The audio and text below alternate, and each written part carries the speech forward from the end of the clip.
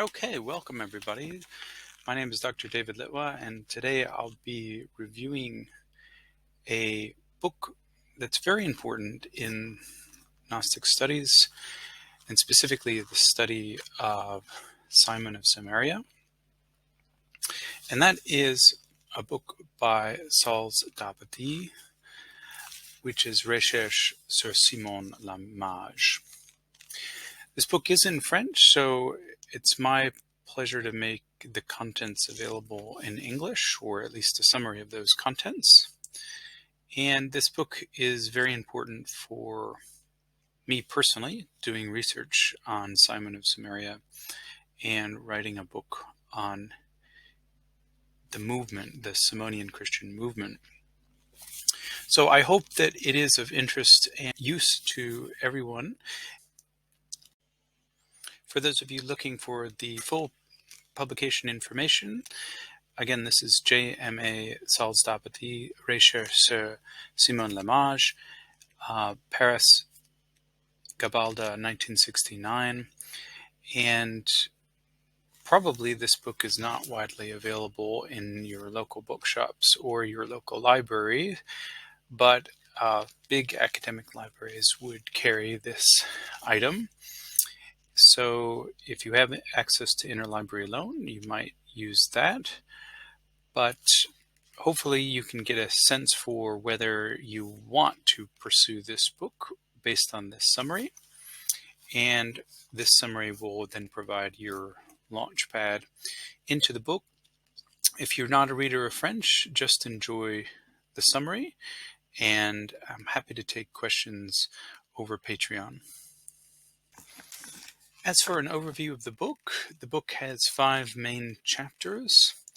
In the first chapter, the author tries to reconstruct the original Great Declaration. And as many of you know, the Great Declaration is a source only available through the refutation of all heresies. And I've got this in my translation available on Patreon for those of you who are interested. There's also translations online and in other books. At any rate, the Great Declaration is very important because it's the only source, or one of the only sources, written by a Simonian. That is, someone in the tradition of Simon of Samaria. And although the author doesn't talk about the date in this chapter, it has to be before the writing of the refutation, which was in 222.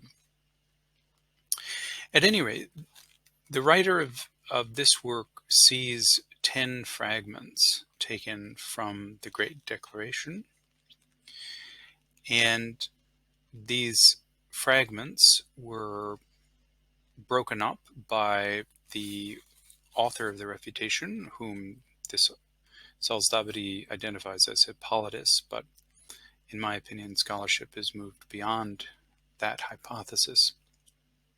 In chapter 2, Salles Dabadie offers a commentary on the fragments, and then in chapter 3 talks about influences on the Great Declaration from Stoicism, Platonism, Hermetic thought, and Philo.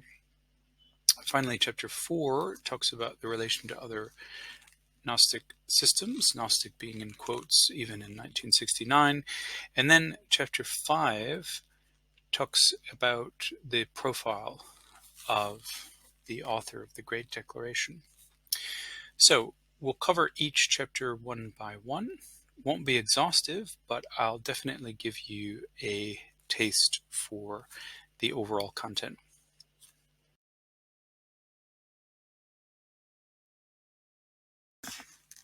Now, what's striking about Salles Dabadie is the hypothesis that the fragments of the Great Declaration report something like the actual words of Simon.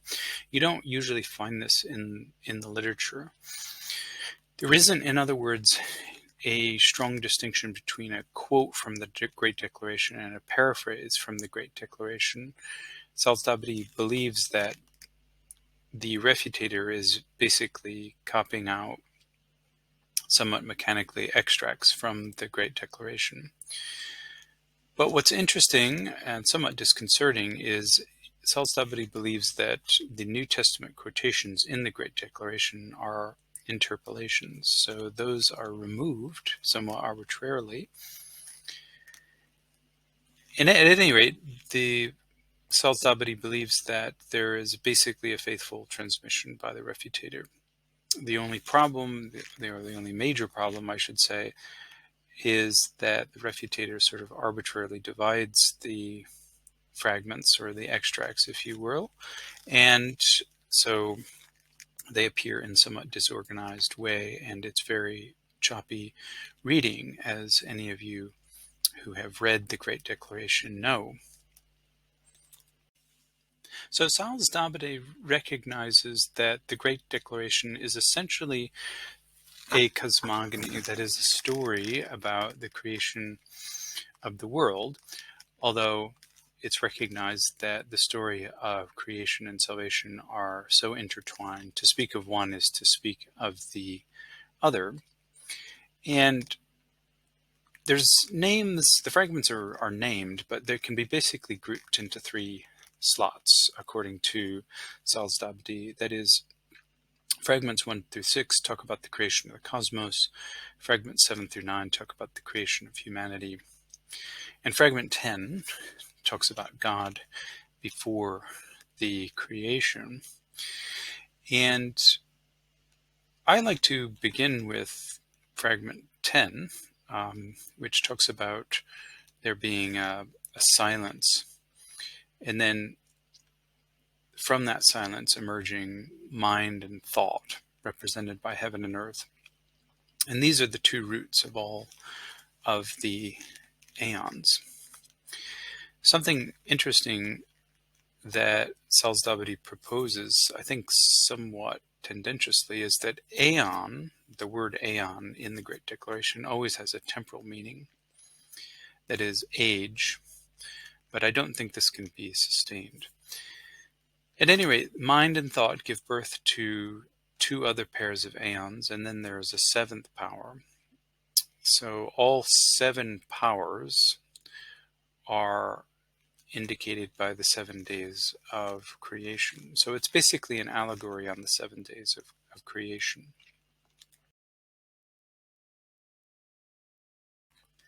In this chapter, I have to be somewhat selective. A lot of what Salles Dabadie proposed no longer has any weight and seems rather outdated. But one of the things worth mentioning is the observations on style. According to Salles Dabadie, the Declaration, or Great Declaration, was written by a Semitic language speaker and who gained knowledge of Greco-Roman philosophy, but whose language was, as Salles Dabadie puts it, somewhat impoverished. That is, the author lacked terms for abstract entities. Overall, the author grew up in a quote-unquote biblical culture, but was, according to Salles Dabadie, seduced by Greek philosophy, which caused the author to want to transpose philosophical conceptions into biblical themes. And in the view of Salles Dabadie, basically the biblical theology is overridden, and what is most important is the philosophical concerns. And so, for instance, but those philosophical concerns don't have the normal philosophical terminology, whereas a philosopher would refer to principles, or archai in Greek. This author refers to chryzai, or roots. So it's an example of supposed lack of philosophical technical terms. And instead of referring to God as Haon, or the one who is, this author refers to God as Hestos, as the standing one. And these are supposed to illustrate the fact that this author lacks philosophical vocabulary, but they could just also illustrate that this author comes from a particular theological tradition, which most have identified with Samaritan biblical tradition. And Salles Dabadie doesn't seem at all interested in Samaritan studies, so that is easy to see why that point is passed over. If I were to summarize the theology of the Great Declaration in the interpretive framework of Salles Dabadie, basically it would look something like this. There's a one over all, sort of a Neo-Pythagorean one, and then beneath that is a dyad, mind and thought. Mind being the active principle, also called hestos, or the standing one. Thought is taken to be the passive principle, but it's difficult to see how exactly she's passive. She's not identified with matter. Mind, however, is identified with spirit, according to Salles Dabadie, and the spirit is specifically the spirit hovering over the waters in Genesis 1:2. And what the Great Declaration is about is it's chiefly about the mind or the spirit's evolution inside humanity. And this evolution occurs through the human education and moral and spiritual growth. It's interesting that although the Great Declaration speaks of wisdom and the seventh power, or wisdom as the seventh power, Salles Dabadie doesn't seem to be too interested in that figure, but she is also important here, and she is never identified with Helen, as we see in later heresiological literature.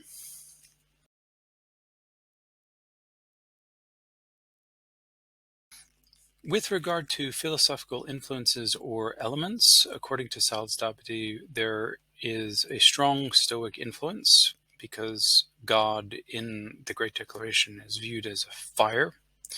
And Salles Dabadie thinks that this is an immanent fire that is very present in creation, present throughout creation. The Stoics talked about an active and passive principle, mind being, or the active principle being logos or mind, and the passive principle being matter. And Salles Dabadie thinks that these principles refer or are analogous to mind and thought as they operate in the Great Declaration.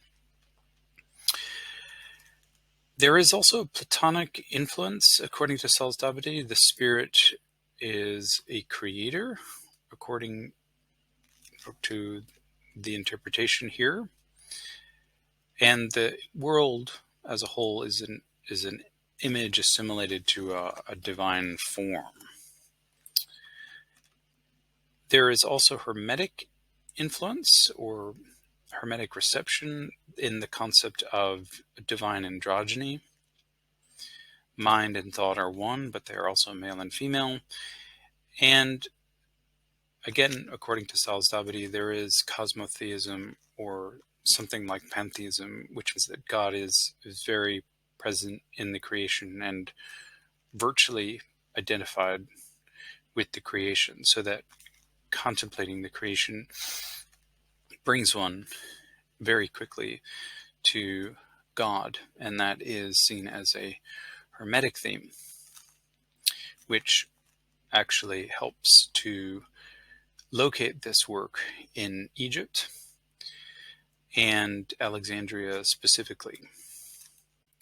The other indication of the Great Declaration's Alexandrian provenance, according to Salles Dabadie, is a close relation to Philo.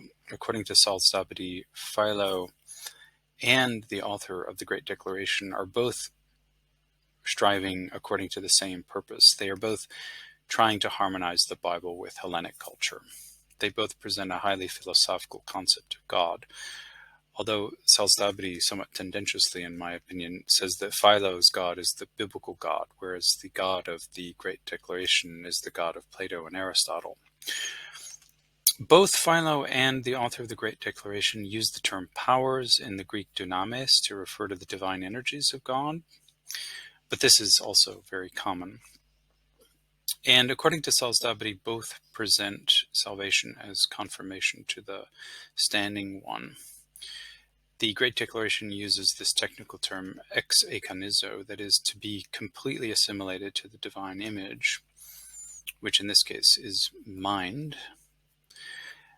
Philo doesn't use that term for individual humans, but he does talk about Moses conforming to the standing one, which is the same term, hahestos, in the Great Declaration.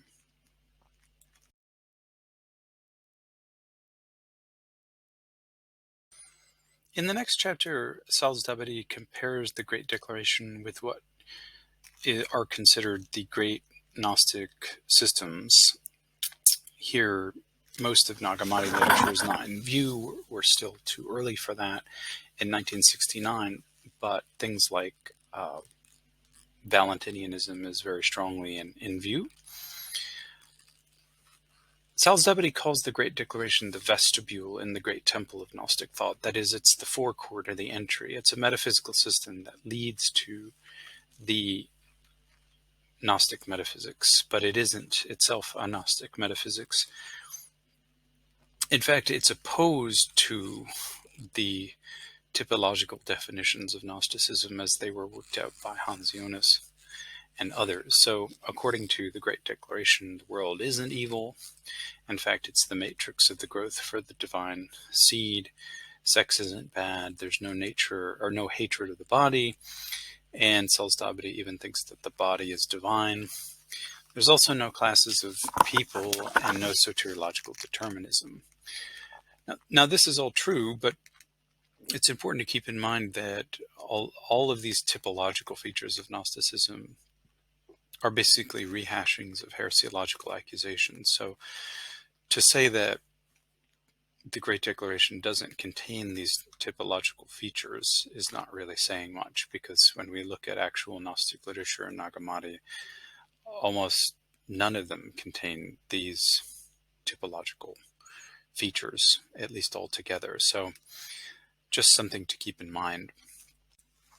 For those of you who have read The Refutation of All Heresies, you'll know that in Book 6, the Refutator compares the Simonian system in the Great Declaration to the later Valentinian systems.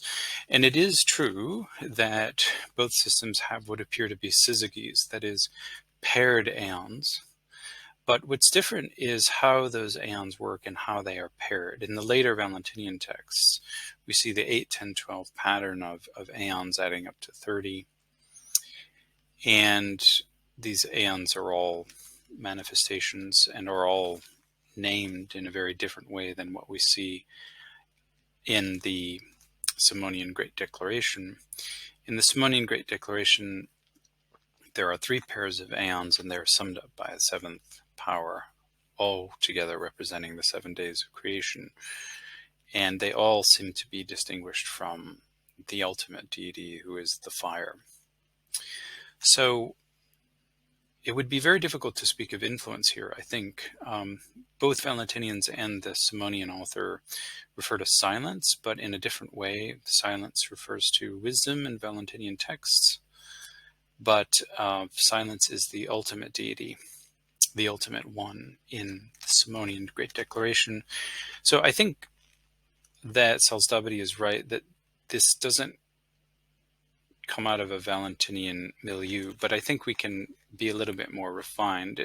It might come out of a Valentinian milieu. It just doesn't represent that later form of Valentinianism that we see in the great Valentinian theologians of the late 2nd century, such as Ptolemy, Heraclian, and Marcus. So there might be some dialogue with early Valentinians, Valentinus himself, in Alexandria, but there's no smoking gun here.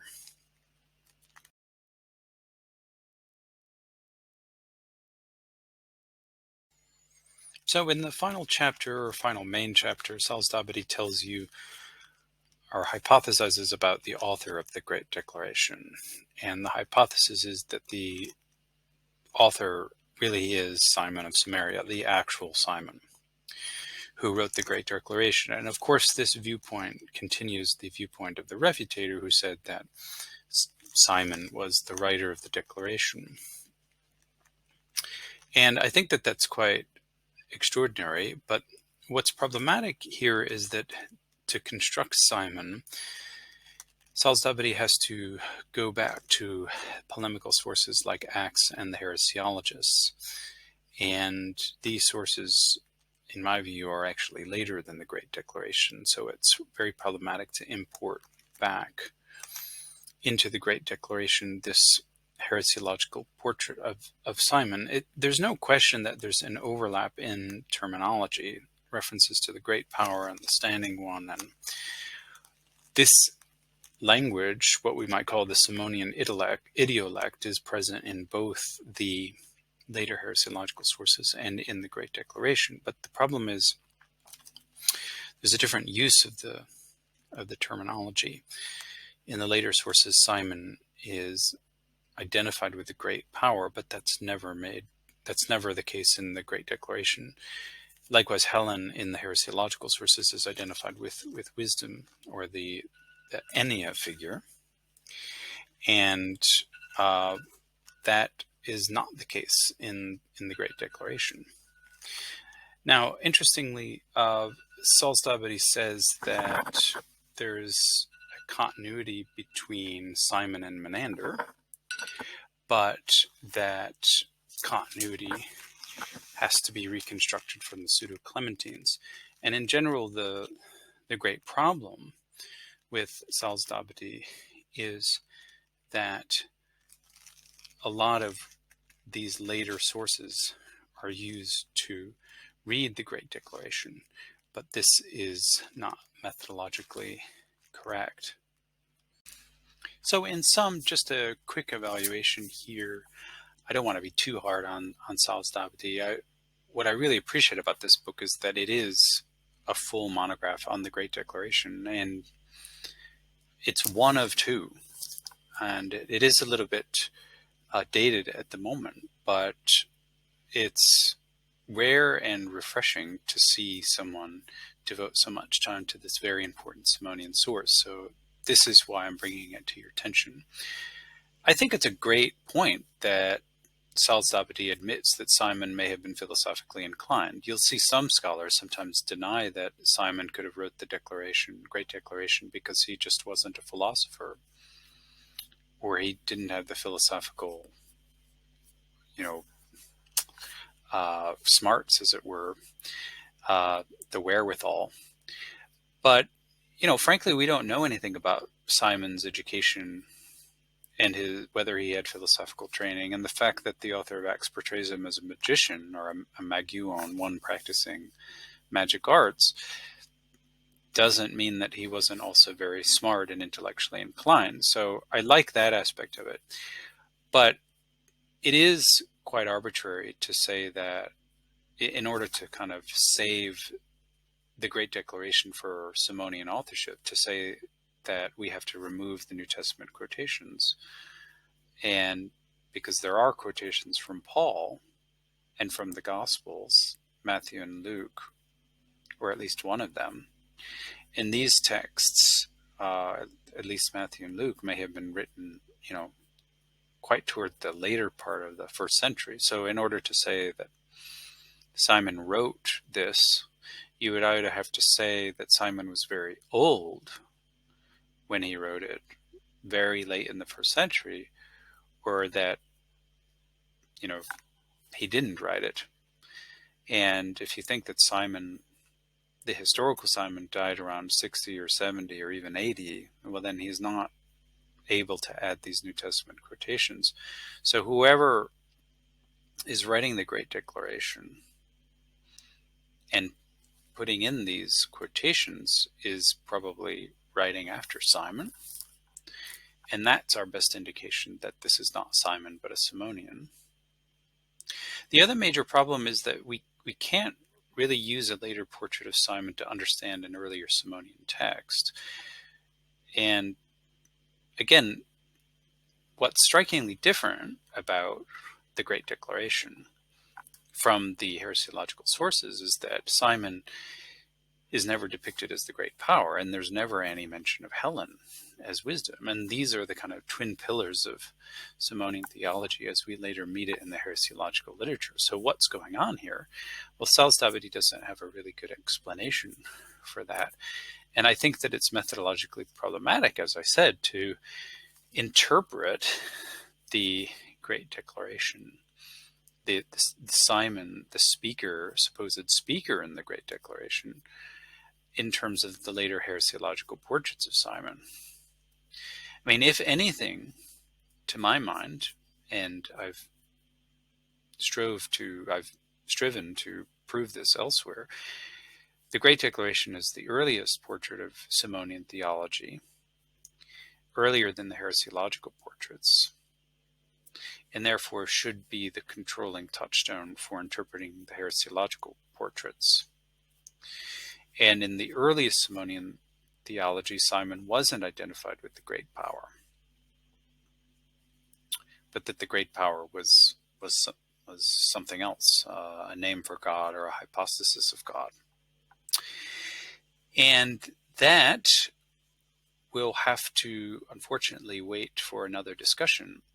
But for the time being, I hope everyone has gotten at least a taste of this book. And I want to emphasize it's an important book. And if you can pick it up, do so. Polish up your French. If there's any questions, again, I take it through Patreon. And I want to thank everybody in closing for coming and for sharing with me in this intellectual exploration. Take care.